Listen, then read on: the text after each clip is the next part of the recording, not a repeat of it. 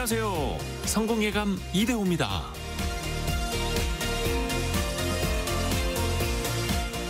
결과가 중요할까요? 아니면 과정이 중요할까요?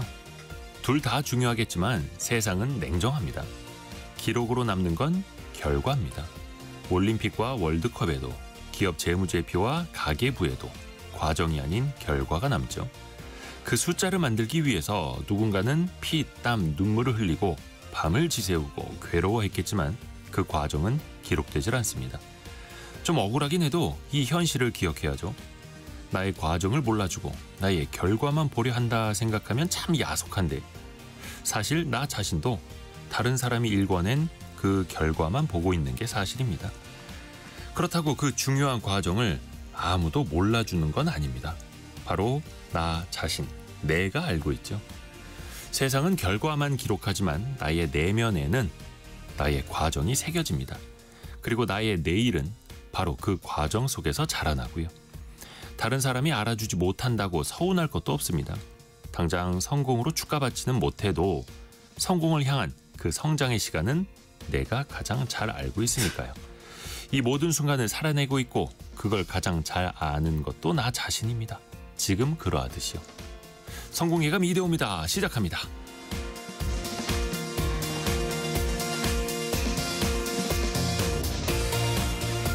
안녕하세요. 이대호입니다. 자, 어느덧 금요일이네요. 6월도 이제 6월 말이고요. 6월 27일 또 한 주도 마무리하는 금요일입니다. 오늘 금요일이니까 또 원탁의 기자들 만나서 함께 토론도 해보셔야죠. 내일부터요. 서울 수도권 지하철 기본요금이 150원 오릅니다. 서울교통공사 적자를 해소하기 위한 불가피한 조치라고 하는데요.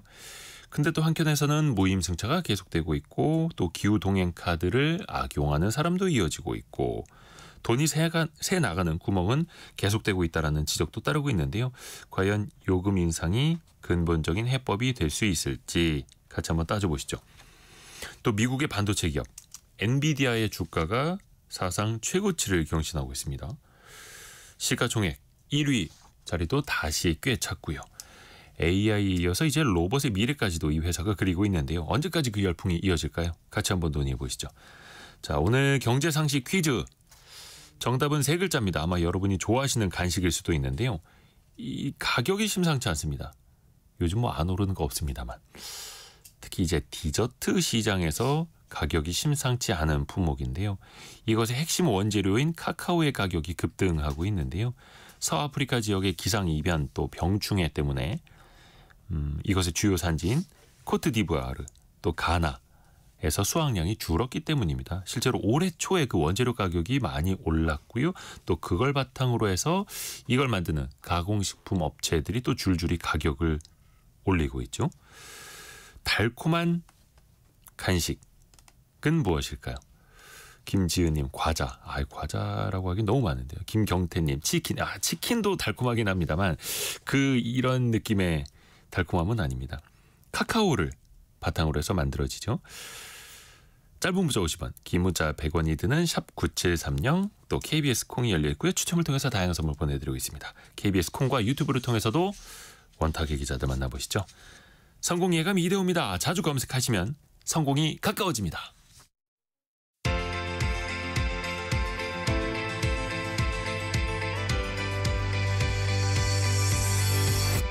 KBS 1라디오 성공예감 이대호입니다.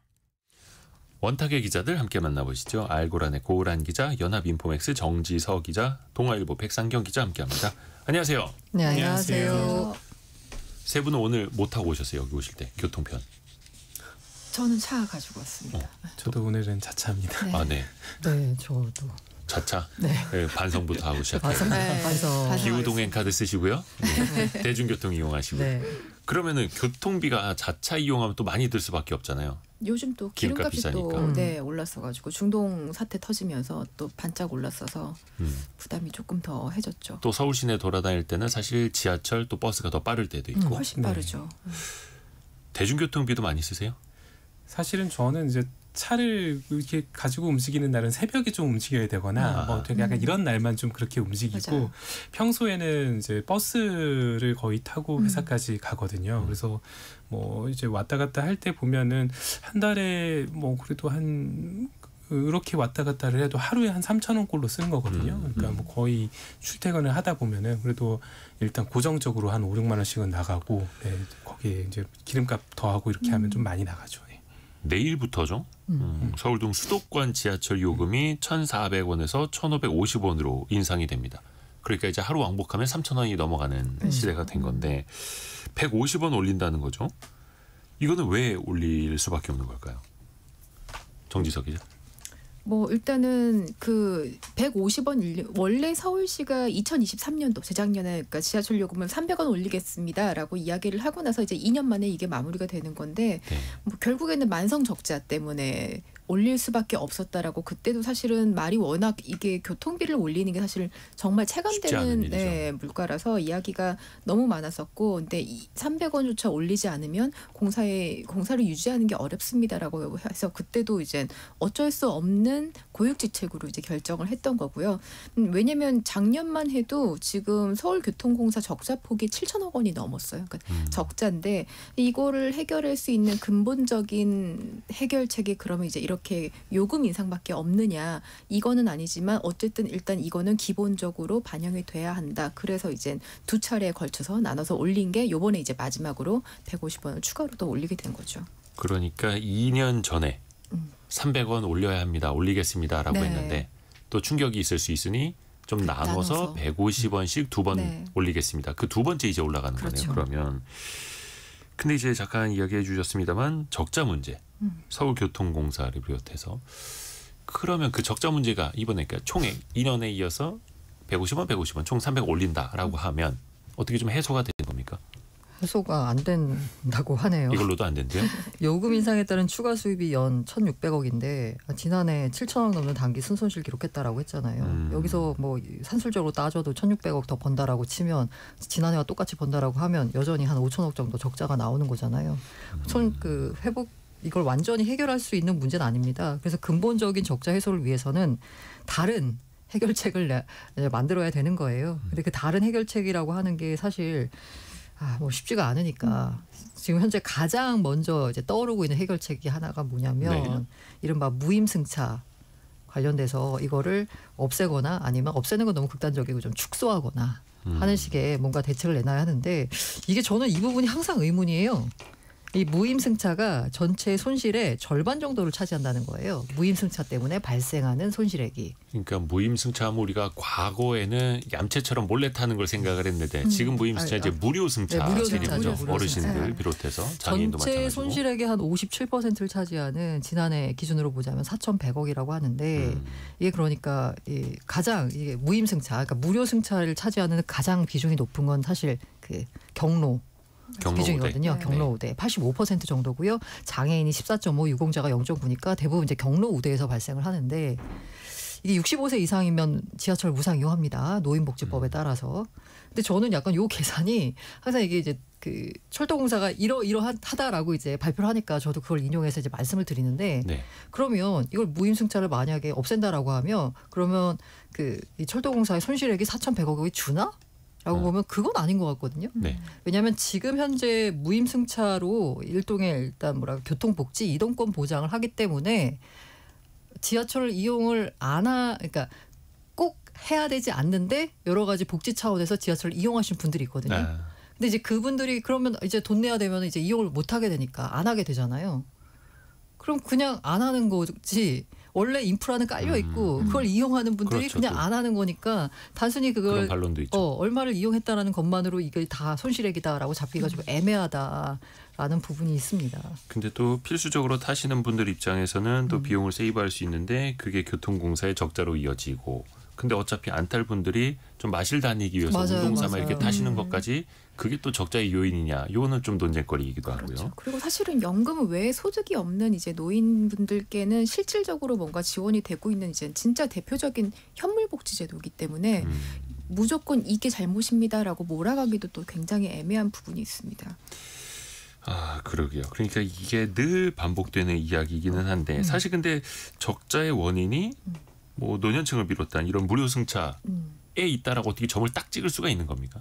요인이 사실 한두 개는 아닐 거 아니에요. 그러나 이제 한 절반 정도는 무임승차에 있다라는 게 철도공사의 주장입니다. 그러면은 그 제도 자체는 지금 뭐 사실 이거는 국가적인 혹은 지자체별로 복지제도이기 때문에 교통공사가 어떻게 할 수 있는 거는 사실은 아니죠. 아니죠. 그래서 교통공사가 요구하는 건 정부가 보존을 해달라라는 거죠. 그러니까 복지할 거면 네네. 좋은데 네. 나라에서 혹은 지자체에서 교통공사에다가 보조를 해주십시오 이런 네. 거. 그러니까 어떻게 보면 정부 보전 없이 진짜 지방 공기업이 떠안은 거잖아요. 그 네. 부담을 복지라는 명목으로.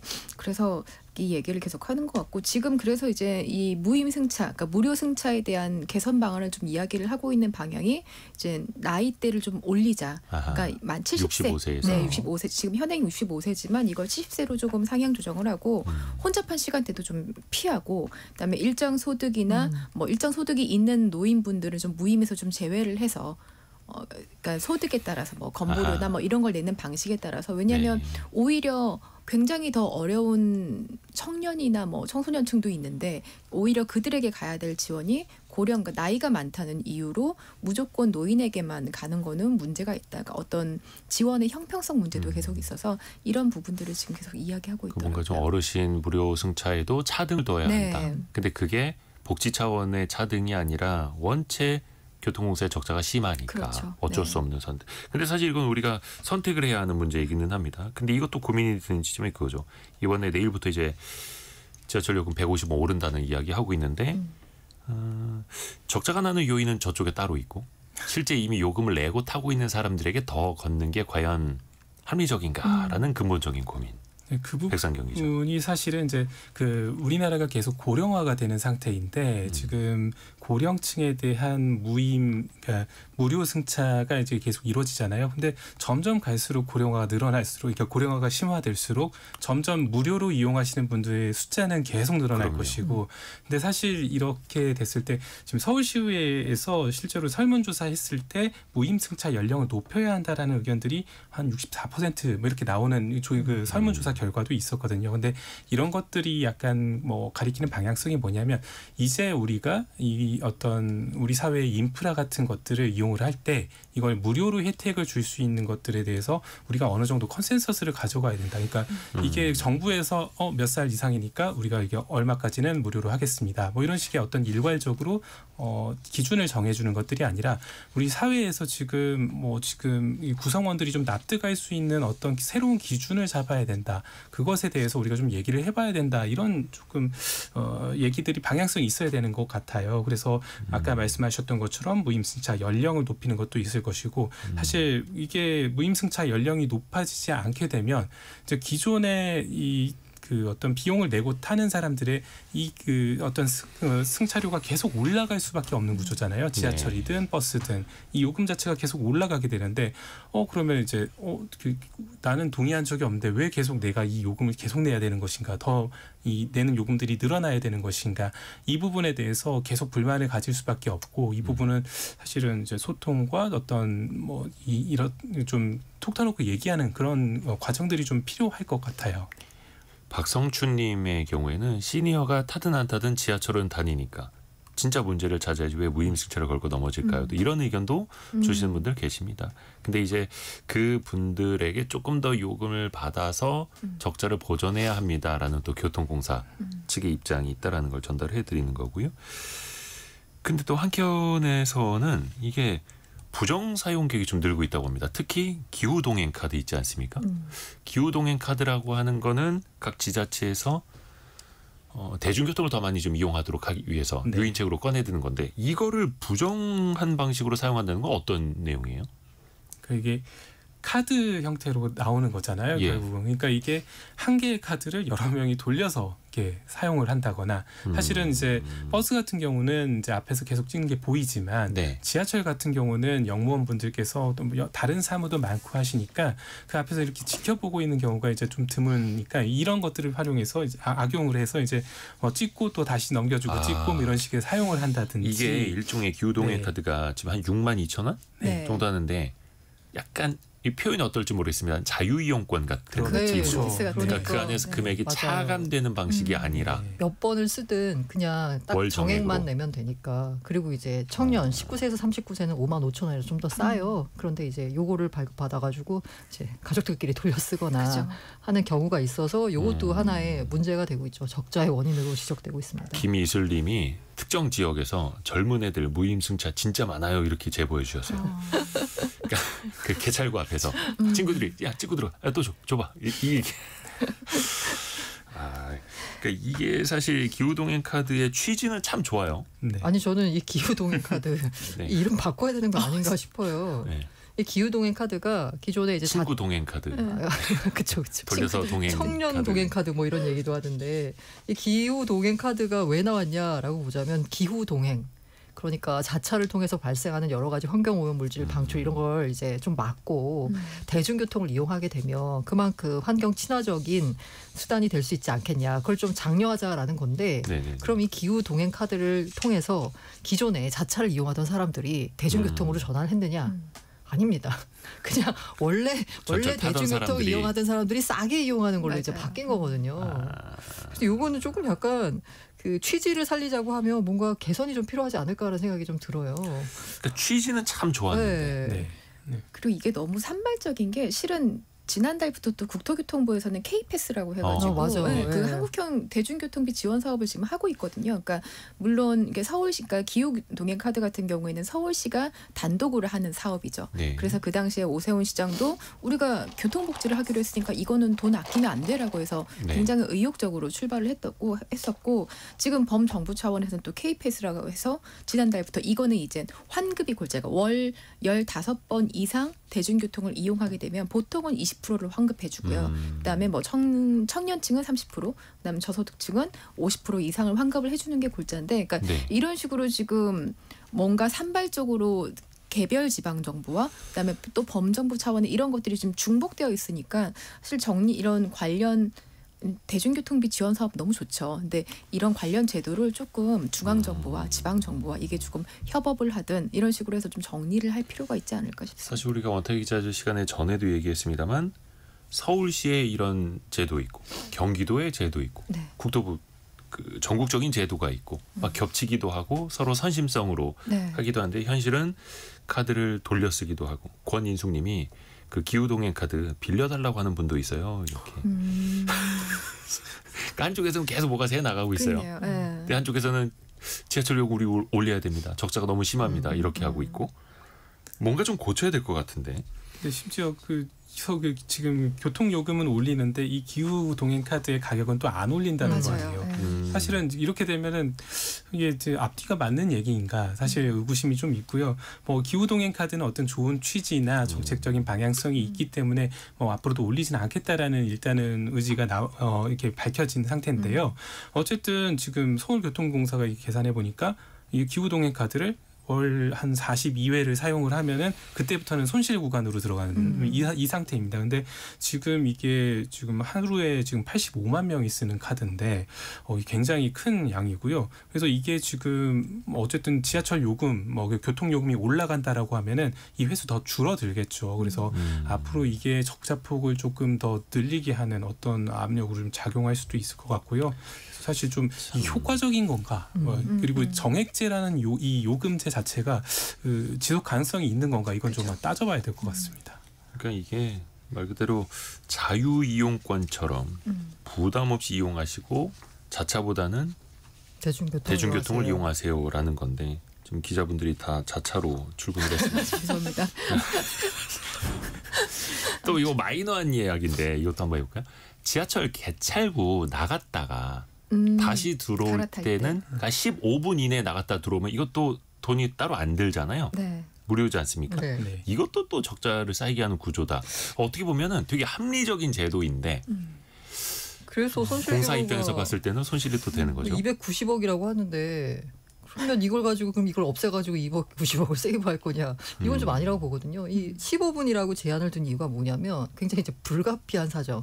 대체로 아마 화장실 좀 마실 화장실 거예요. 가거나 네. 뭘 사러 갔다 오거나 아니면 뭐 중고 물품 거래하고 오거나. 예. 네. 약간 부득이한 건데 이것까지 약간 문제 삼는 거는 저는 약간 너무 과했다, 지나치다라는 생각이 듭니다. 오죽하면 그럴 수밖에 없냐는 거죠. 뭐라도 좀 타개해봐야 되기 때문에. 백상경 기자. 지금 사실 이제 누적 적자가 18조인데 이거를 지금 이 정도 규모 한 300억 원 언더에 있는 이런 규모의 얘기들을 가지고 물론 그 심정은 말씀하신 것처럼 너무 이해가 됩니다. 뭐 하나라도 줄여가지고 최대한 이 적자폭을 줄여봐야 되겠다. 우리가 좀 지속 가능성을 확보해야 되겠다. 이런 생각들은 알겠는데 지금 근본적으로 이런 부분들 때문에 적자가 이제 계속 커져가는 것들이 아니잖아요. 좀 문제의 본질에 집중해야 되지 않을까 이런 생각이 드네요. 이은정님의 경우에는 그 어르신분들 무료 이용에 대해서 출퇴근 시간부터 좀 어르신이 많이 타셔서 좀 부딪힐 수밖에 없는 문제입니다. 무료 승차 시간을 좀 한가한 시간대로 옮기는 방안은 어떨까요? 또 이런 제안도 네, 주셨고요. 맞아요. 그 부분에 대해서는 실질적으로 계속 얘기가 나오는 게 뭐냐면 앞서 말씀드린 대로 그러면 이분들이 무료가 아니라 유료로 했을 때도 계속 이용을 할 것인가 라는 부분에 있어서는 약간 물음표거든요. 그래서 이게 실제로 적자폭이 전체 손실액의 57%가 맞아 이런 얘기가 나오는데 다만 이렇게 무임 승차 이제 무료 승차를 이용하시는 분들 때문에 돈을 내고 이제 승차하시는 분들이 여러 가지 불편을 겪는다라고 하면 오히려 돈을 내고 승차하는 사람들조차 뭐 대중교통을 외면하고 자차를 이용한다거나 이럴 수가 있는 거잖아요. 나만 손해네 이렇게 되는 거죠. 네. 그래서 이렇게 약간 그 해당 시간, 이른바 출퇴근 시간 굉장히 뭐 대중교통이 붐빌 때는 요 무료 승차를 하시는 분들도 돈을 내고 승차하게끔 약간 시간대를 조금 조정을 해가지고 무료 승차 제도를 운영했으면 좋겠다는 생각이 들어요. 이렇게 되면 실질적으로 수익을 그러니까 뭐 비용을 부담하는 사람들한테까지 뭔가 피해가 가는 상황이 이제 발생하게 되는 거니까. 사실 원래 그냥 지하철 다니는 건데 무료 승차한다고 해서 추가로 얼마나 많은 돈이 들까 부분에 있어서는 약간 의문이거든요. 그런데 이렇게 아까 말씀드린 대로 실제로 많은 사람들이 이용하는 시간대에는 실질적으로 피해가 발생할 수 있으니까 해당 시간에는 무료 승차분들도 유료 승차를 할 수 있도록 뭔가 제도를 약간 개선해야 되지 않을까. 또 다른 쪽으로 하나 생각해 보고 싶은 게 과연 요금 인상 말고는 다른 게 없을까? 교통, 철도 업계 스스로 뭔가 이 재정난을 타개할 방법이 있을까? 근데 또 한편에서 생각해 보면 고정비, 인건비를 줄여서 사람을 내보내거나 아니면 이거는 또 곧 안전과 직결되는 문제다 보니까 이런 그렇죠. 교통, 철도 관련된 곳에서 비용을 줄인다라는 게 또 나중에 또 어떤 악순환이 될 수도 있을 것 같거든요. 그러니까 아끼고 틀어막고로 하는 것도 이제 한계가 있고 이제 스스로 좀 벌어야 되는 생각을 좀 더 적극적으로 해야 되는 게 그러니까 보니까 서울교통공사 작년에 부대 사업 수익이 한 3,500억 정도 났어요. 근데 그게 전체 수익이 한 20% 정도 되더라고요. 근데 그 비중을 이제 조금 더 늘려야 되지 않을까. 그러니까 예를 들면 뭐 지하철 광고라든지. 그렇죠. 광고 수익이라던가 아니면 뭐 상업 임대 같은 것도 있을 수 있고요. 그리고 뭐 공간을 조금 뭐 다양한 뭐 유휴 공간, 지금 노는 공간들이 어쨌든 조금씩은 다 있으니까 그런 공간들을 좀 활용해서 뭐 문화예술 공간으로 좀 바꿔서 뭔가 수익 사업을 한다든지 아니면은 뭐 진짜 차량 기지나 아니면 역세권이나 뭐 어떤 좀 복합 개발 같은 걸 통해서 뭔가 개발 이익을 좀 환수할 수 있는 그러니까 스스로 자체적으로 수익을 좀 늘릴 수 있는 방안을 좀 적극적으로 더 강구를 해야 되지 않을까 싶습니다. 이게 또 서울 수도권 지역뿐만 아니라 다른 지역에서도 또 줄줄이 인상되지 않을까. 또 그죠. 염려의 목소리도 또 같이 나옵니다. 또 어디 오르는 게 이것뿐이겠습니까? 다른 공공요금들도 마찬가지고. 네. 최근에 한국전력 주가가 엄청 올랐거든요.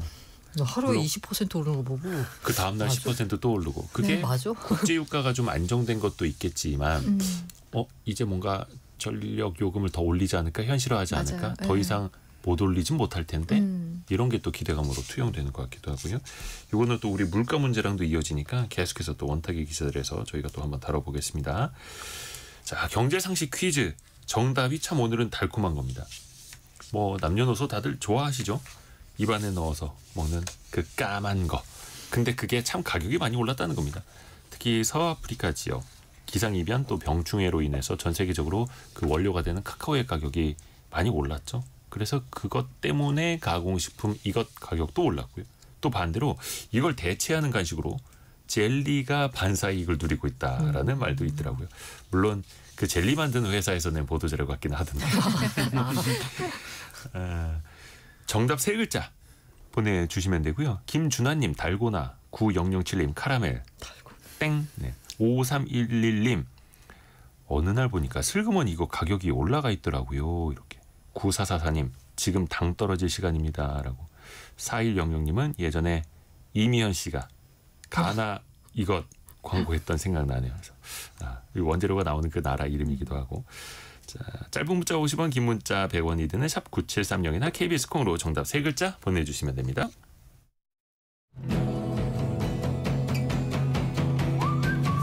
오늘의 움직임에 주목하고 세상의 흐름을 놓치지 않습니다. 여러분의 내일을 응원하며 성공의 열쇠를 함께 찾아갑니다. 성공예감 이대호입니다. 엔비디아 주가가 또 올랐더라고요. 무섭게 오르더라고요. 155달러. 사상 최고치 맞죠? 네, 네. 맞습니다. 한동안 엔비디아 이제 성장세 끝났다. 갈아타야 된다 이런 얘기 많았죠. 주가가 엄청 조정을 받았었잖아요. 그 사이에 무슨 일이 있었던 겁니까?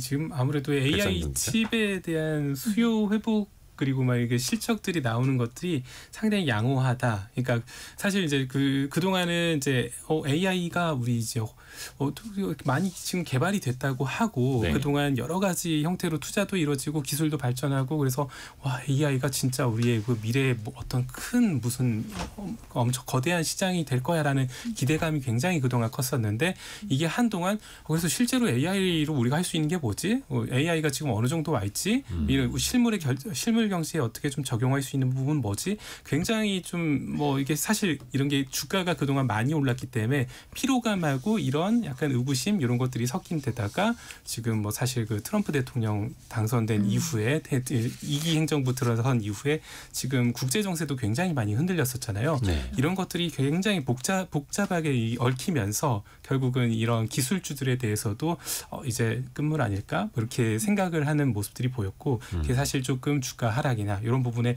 작용을 했었는데 사실은 또 이게 수요가 죽지 않았다라는 것들이 여러 이 기업들의 실적으로 증명이 되면서 그리고 아직 생각해 보니까 이거 지금 AI 투자 아직 초기 단계야. 뭐 데이터 센터 뭐 아니면 AI 같은 AI를 통한 어떤 뭐 되게 굉장히 뭐 정보 처리를 할 수 있는 시스템 이런 것들이 얼마나 갖춰졌지? 우리 아직 모자란 것 같은데 시작이네라고 생각해서 조금 또 투자가 들어오는 이런 분위기라고 볼 수 있겠습니다. 조금 뭐 속도는 달라질 수는 있겠지만 네. AI 시대로 안 가는 것도 아니고 네. 방향은 또 명확하다라는 거고요. 근데 주가라는 게 사실 속도가 좀 늦어질 것 같으면 또 와르르 빠지기도 하는 게 주가라는 것이고. 한동안 그랬다가 이제 진짜 투심에서 보면은 그 우리가 포모라고 그러잖아요. 네. 나만 없어 엔비디아. 그러니까 이거에 대한 공포감이 다시 좀 살아나서 그래서 다들 이제 다시 매수세가 좀 살아나는 거 아닌가 싶어요.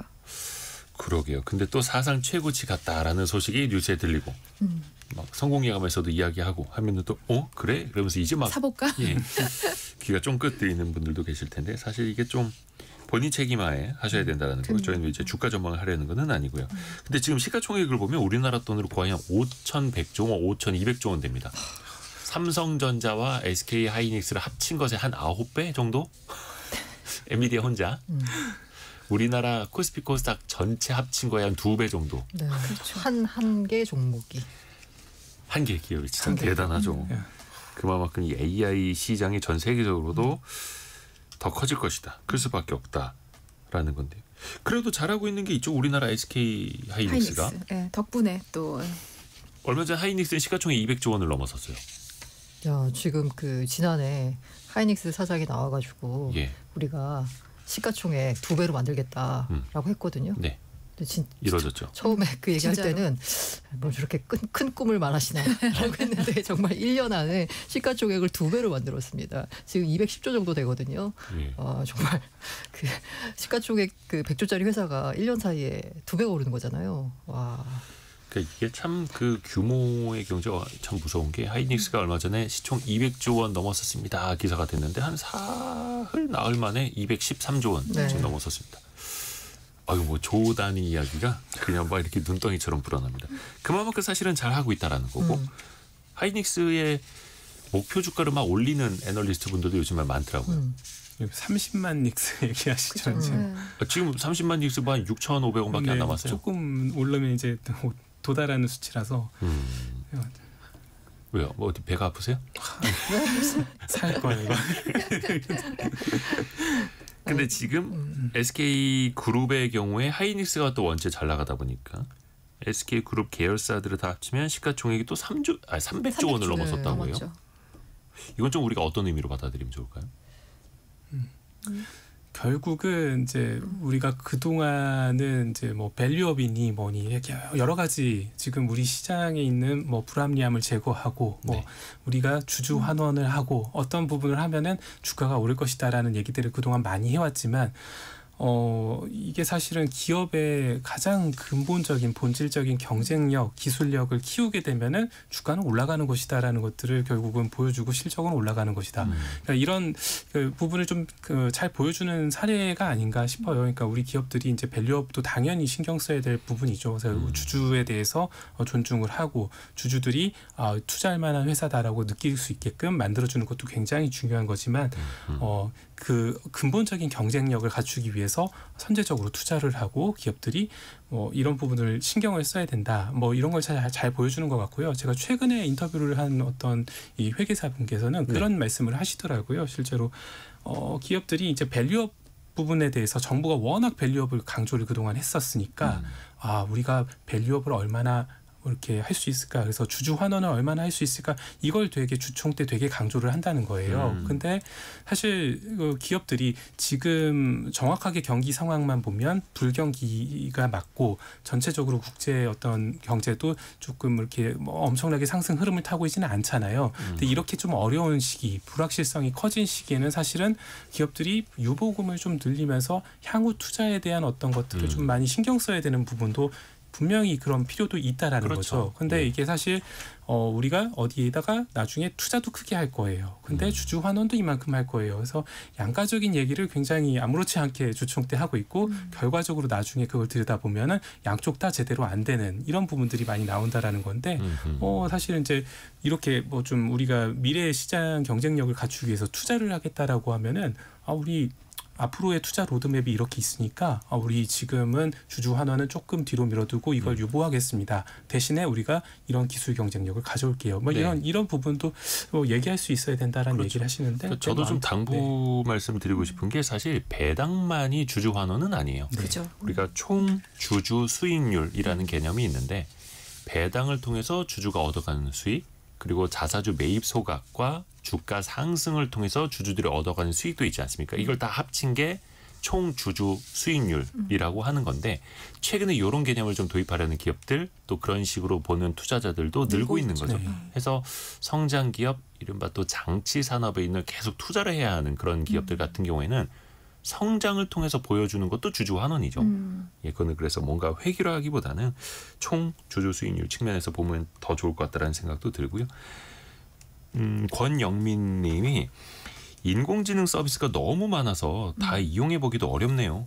좀 있어보고 뭐가 살아남는지 지켜봐야겠어요. 누가 승자가 될까요? 이렇게 보내주셨는데 근데 누가 승자가 되든 그 서부개척 시대 골드러시 때 누가 금을 캐든 곡괭이 만들고 청바지 맞아요. 팔던 회사는 돈을 벌었다라는 거잖아요. 네. 그러니까 사실 반도체 기업들이 그런 개념이에요.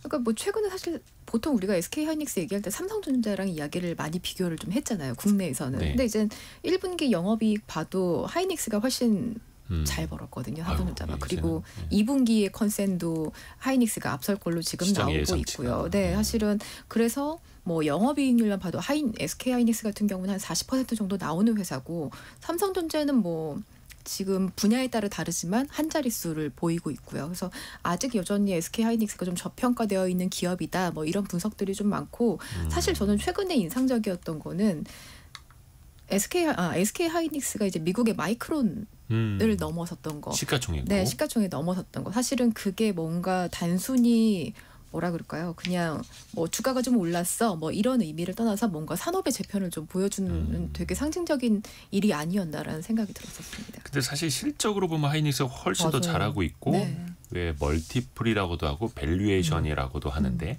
미국 시장에 있는 미국 기업인 마이크론이 사실 거의 하이닉스 한 2배 정도의 가치 평가를 받고 있죠. 맞아요. 네. 그래서 우리 삼성이나 SK 하이닉스가 뉴욕 증시에 상장돼 있으면 지금 주가 당장 2배 된다. 뭐 이런 얘기가 나오고 있었죠. 그러니까 사실 그게 꼭 뭐 좋고 나쁜 거는 사실 아닙니다만 어느 시장에 어떻게 또 접근성이 높아지고 평가를 받을 수 있을 것인가. 아까 잠깐 삼성 이야기를 했는데 요즘 삼성이 많이 잊혀지고 있어가지고 박신홍님 삼성전자도 저력 있는 회사인데요. 기대를 해봅니다. 삼성 화이팅 이렇게 보내주셨는데 거의 500만 주주분들이 도대체 삼성은 언제 점점점 이러고 있는데 뭐가 좀 안 보입니까? 다들 웃지요? 그냥 웃지요? 너무 조심스럽네요. 그래도 6만전자 됐네요. 네. 삼성이. 그 사이에 하이닉스가 오른 걸 생각해 보면 이게 되게 아픈 부분입니다. 국가적으로도 그렇고 국민적으로도 그렇고. 어쨌든 지금 SK 하이닉스 잘 나가는 건 엔비디아와 함께 잘 나가는 거잖아요. 근데 엔비디아가 그 한때 이제 연초에 약간 회의론이 일었었을 때는 제가 느끼기에는 그 회의론에 약간 불을 댕긴 건 딥시크였다. 왜냐하면 그 엔비디아가 이른바 그 거대 언어 모델 그 LLM 업체들한테 엄청 많이 이제 칩을 팔았었는데 네. 딥시커 나오면서 없어도 되네 칩? 우리 너네처럼 많이 안 써도 되네? 되는데 라고 하니까 이제 엔비디아 그러면은 이제 앞으로 많은 이제 메타나 마이크로소프트나 때마침 그때 이제 마이크로소프트가 투자를 조금 약간 줄인다라는 그런 소식까지 좀 나왔었어요. 네. 그래서 그러면 이제 앞으로 엔비디아 안 사는 거야? 물론 여전히 매출은 다 계속 성장하고 있지만 이 성장 폭 자체가 줄어드는 것에 대해서 시장은 굉장히 민감하게 반응했거든요. 그런데 최근에 다시 엔비디아가 신고가를 경신하고 지금 떠오르고 있는 건 이제는 앞서 말씀드린 대로 이렇게 소프트웨어적인 그런 AI가 아니라 이른바 이제 피지컬 AI라고 하는 그게 바로 이제 로봇이랑 연결되는 거죠. 뭔가 이제 몸체가 있는. 네, 이쪽이랑 이제 묶여서 또 어차피 여기도 또 그러면은 칩이 필요하다. 라고 하면서 다시 엔비디아가 주목받고 있는 것 같고요. 그런 의미에서 저는 이제 젠슨왕이 이렇게 우리나라 저는 CEO들도 이런 뭔가 그 뭐 주주총회나 아니면 이런 실적 발표 때 나와가지고 회사의 뭔가 비전, 미래를 좀 보여줬으면 좋겠어요. 맞아요. 그래서 되게 멋있잖아요. 네. 근데 우리나라는 그게 없고 약간 그 CFO가 나와가지고 막 설명하거나 뭐 그죠. 이런거든요. 비전을 보여준 게 아니라 젠슨왕이 이번에 나와가지고 한 얘기가 더 이상 엔비디아 반도체 회사라고 부르지 마라. 우리 단순한 반도체 설계 회사가 아니다. 아니야. AI 인프라 혹은 컴퓨팅 플랫폼 업체로 불러달라라고 했거든요.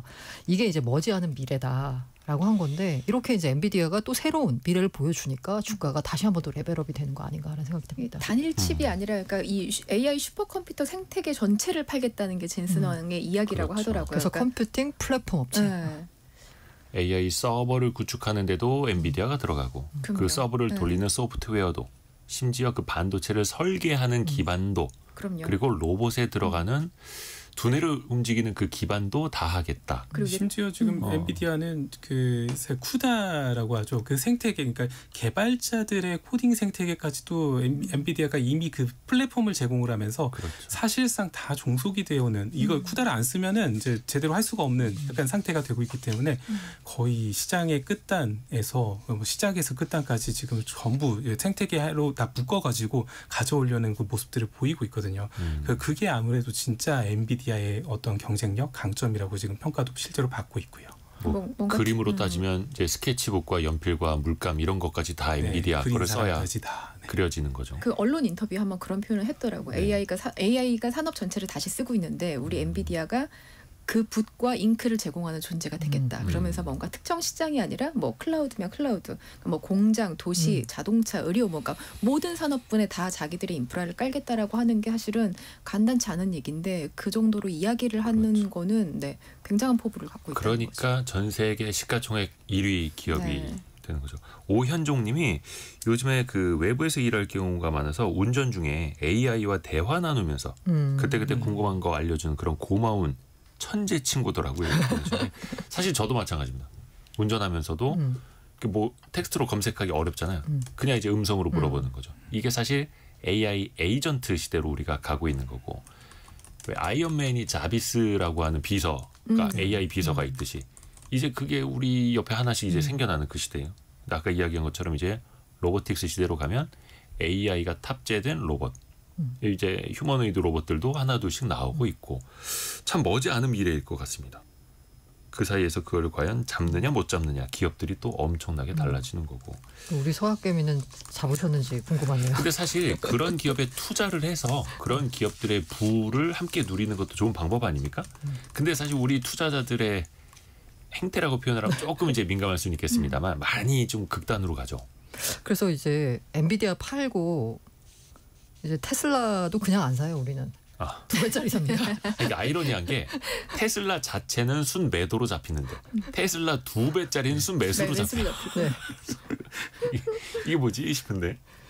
아, 네. 그래서 이제 투자할 때 그 약간 또 기분 나쁜 게 그 어떤 제로 헤지라는 그 트위터 X 계정이 있거든요. 네. 거기서 약간 한국 투자자들을 이거 살짝 좀 약간 그 약간 뭔가 조롱하는 듯한 또 글을 올려가지고 좀 약간 좀 투자자들의 기분 좀 상하게 한 게 있는데 서클이라는 그 이른바 USDC라는 스테이블 코인을 발행한 회사가 상장이 됐었는데 이 회사가 IPO 가격이 31달러였는데 장중한 때 며칠 전에 300달러까지 찍었어요. 상장한 지 한 보름 네, 만에 맞습니다. 한 10배. 아, 그게 다 한국인들이 올린 거다라고 그게 올렸어요. 근데 이제 지금 현재 서클 주가가 좀 내려와가지고 210달러 선에 거래가 되고 있거든요. 그래서 그러니까 한두 달 전인가요? 그 아이온큐라고 하는 양자 컴퓨팅 관련주 3배를 추종하는 ETF 그 본주가 33% 떨어지니까 3배 추종하는 거 마이너스 100% 돼버려서 어느 날 갑자기 없어졌어요. 상장 페이지 네. 청산이 돼버렸는데 거기에 한국 사람들이 많이 물렸다라는 게 또 외신에 많이 보도가 돼서 좀 그렇긴 했습니다만 이게 항상 또 반복이 되네요. 아까 저희가 철도 요금 그러니까 지하철 요금, 전철 요금 올라가는 거 이야기할 때 저희가 계속 좀 순화를 해드리려고 했죠. 무임승차가 아니라 무료승차. 네. 그런데 이제 2128님은 조금 더 경로승차 같은 용어로 순화하면 좋겠군요. 고령자들은 우리나라와 사회를 만들고 지켜준 고마운 분들인데 너무 홀대하지 않았으면 좋겠습니다. 정확히 말하면 무료 승차가 더 큰 카테고리고 그 안에 경로 승차가 있는 거죠. 좋습니다. 해서 또 그 적자를 또 어떻게 메우게 될지 또 요금, 공공요금은 어떻게 될지도 계속해서 또 같이 한번 이야기 나눠보시죠. 오늘은 알고란의 고란 기자, 동아일보 백상경 기자, 연합인포메이스 정지서 기자였습니다. 고맙습니다. 네, 감사합니다.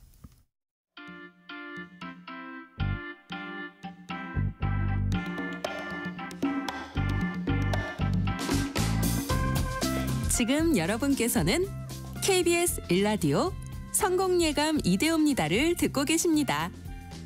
프로그램에 참여하신 청취자 여러분께는 추첨을 통해 Y스트릿에서 밝은 눈과 두뇌 건강, 활력까지 한 번에 와이즈 부스터를, 아름다운 식탁 창조 주비푸드에서 뿌리 담은 리얼 생 와사비를, 쉽고 빠른 판촉물 제작 시너지 기프트에서 고속 충전 알람 시계를, 그리고 성공예감에서 준비한 커피 쿠폰을 보내드립니다.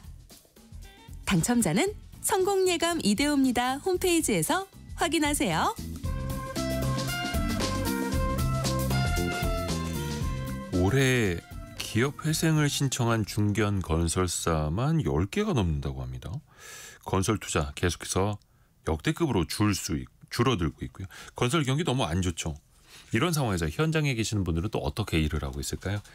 소형 건설사 대표를 한경 비즈니스 강홍민 기자가 만나고 왔습니다. 직업의 세계 시간입니다. 강홍민 기자 안녕하세요. 안녕하세요. 현장에서 건설 경기 좀 어떻게들 느끼시나요? 특히 이제 중소 건설사에서는. 건설 경기 그 침체가 장기화되다 보니까 오래됐죠. 아무래도 뭐 이 좋은 상황은 아니라고 하고요. 네. 어제 그 발표된 통계청 자료를 보니까 건설업 경기 부진으로 올 1분기 지역 내 총 생산이 0.1%로 코로나19 이후 최저 성장률을 기록을 했다고 합니다. 뭐 상황이 말씀하신 대로 이제 좋은 편은 아니다 보니까 현업에서도 체감을 하는데요.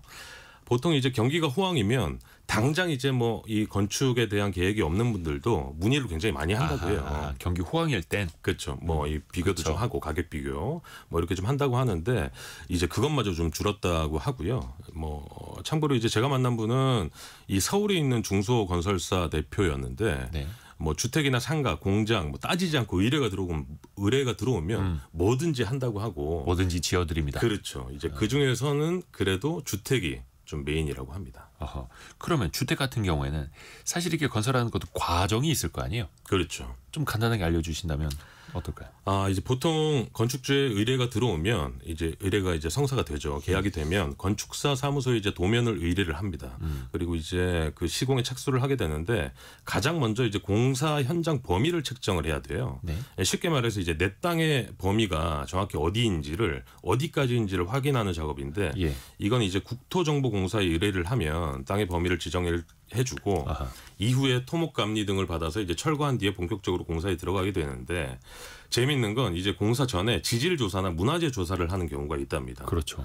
보통 이제 서울의 경우에는 종로구나 뭐 중구 지역에서 좀 많이 하는데 이유를 들어보니까 이제 특정 지역에서 문화재가 좀 많이 나오기 때문에 공사 전에 이 조사를 하고 관할 지자체 이제 착공 신고 필증이 나오면 그때부터 본격적으로 공사에 착수를 한다고 합니다.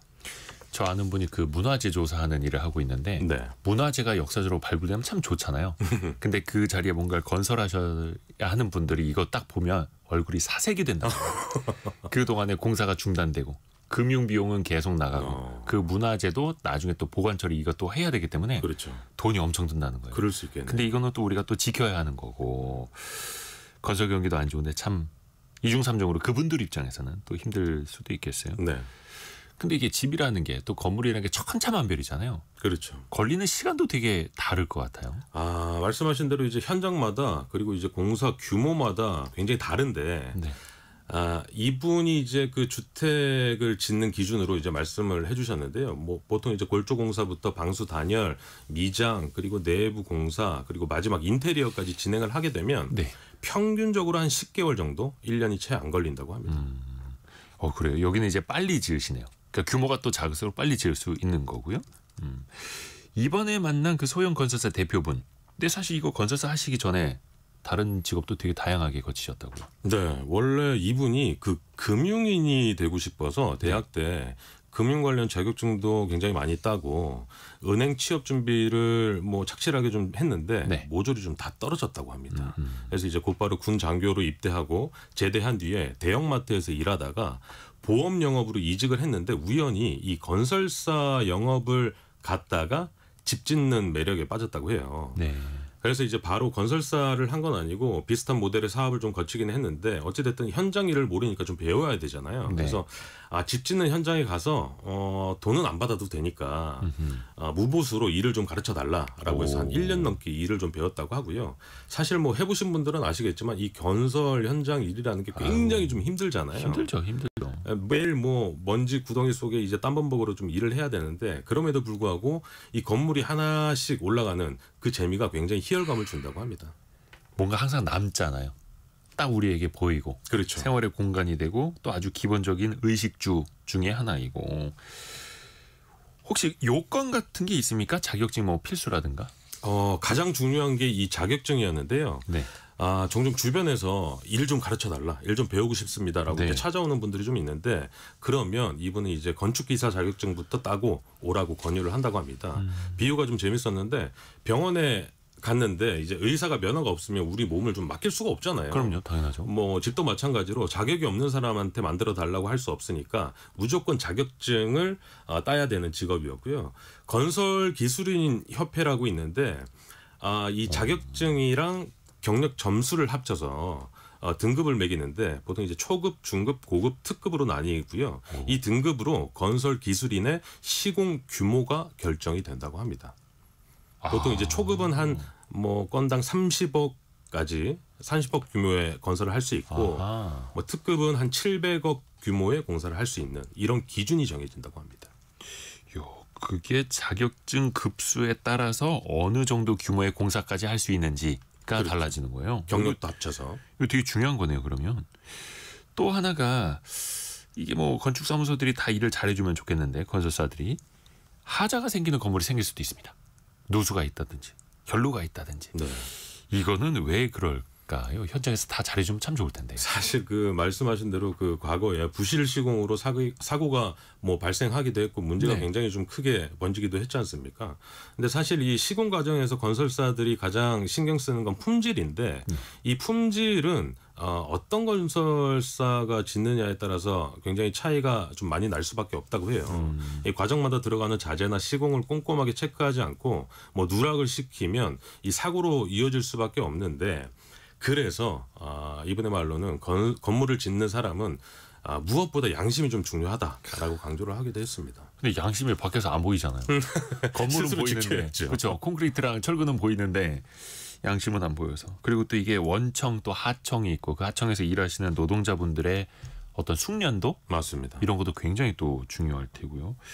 그러면 이분들 입장에서 어찌됐든 간에 고품질로 안전하게 지어야 되지 않습니까? 네. 가장 신경 쓰는 게 있다면 어떤 게 있을까요? 이 건설 현장은 작업자들도 굉장히 많고 야외다 보니까 날씨에 따라 이제 뭐 상황 변수들이 굉장히 많은데 맞아요. 뭐 좋은 자재를 쓰는 것도 물론 중요하겠지만 시공 품질을 높이기 위해서는 예측할 수 없는 이 상황을 빠르고 정확하게 판단하는 그 능력이 굉장히 중요하다고 합니다. 그래서 이제 현장 소장을 굉장히 잘 선정을 해야 된다고 해요. 이번에 말로는 이제 건설은 성공하는 것보다 네. 실패하지 않는 게 더 중요하다고 하는데 그만큼 경험이 좀 많고 제대로 된 판단을 할 수 있는 양심적인 현장 소장의 역할이 굉장히 중요하다고 합니다. 현장 소장, 양심적이고 철저하게 또 꼼꼼한 분들이 나가면 더 좋을 테고요. 혹시 근무 환경이나 연봉 같은 건 어떨까요? 근무 여건은 뭐 그리 좋은 편은 아니었습니다. 예상하신 대로 뭐 위험하고 먼지도 많고 현장에서 굉장히 좀 힘든 시간들을 좀 보내야 되는데 그리고 또 이제 주말에도 공사를 하다 보니까 돈만 보고 오는 사람들은 금세 못 버티고 좀 나가는 게 일수라고 하고요. 워라밸은 좀 찾기 힘든 직업이었으나 그나마 타직군에 비해서 이 초봉은 좀 높아 보였는데 이 소형 건설사 신입사원도 한 4천 이상부터 출발을 한다고 합니다. 연봉이. 정정자님이 요즘 건설 경기 최악이에요 이렇게 보내주셨는데 지금 너무 어렵잖아요. 직업으로서 이 건설업 좀 비전은 어떨까요? 지금 당장은 업계 전반적으로 뭐 부정적인 인식이 좀 커 보이는데 네. 뭐 과거의 흐름을 보면 건설 부동산 이 불황이 한번 왔을 때 그 기간이 좀 길다는 단점이 있습니다. 이분도 지금의 그 흐름이 몇 년은 더 가지 않을까 좀 예측을 했는데 반면에 요즘에 그 주거 패턴이 바뀌고 리모델링을 굉장히 많이 하잖아요. 네. 그래서 그 수요가 좀 늘어나기 때문에 직업적으로만 보면 이 건설 기술을 한번 배워두면 계속 쓸 수 있기 때문에 뭐 그런 장점은 좀 있었습니다. 건설 투자가 우리 GDP에 미치는 영향도 굉장히 크거든요. 네. 건설업도 꼭 좀 잘 살아나길 바라겠습니다. 한경 비즈니스 강홍민 기자였습니다. 고맙습니다. 감사합니다. 저희가 2부에서는요. 이한 작가와 함께 조선시대로 떠납니다. 조선시대 공무원들이 어떻게 일했는지 특히 세종뿐만 아니라 정조시대에 어떻게 너무나 열심히 일을 했는지 같이 또 재미있게 들으실 수 있고요. 잠시 뉴스 듣고요. 또 10시 5분에 금방 다시 뵙겠습니다.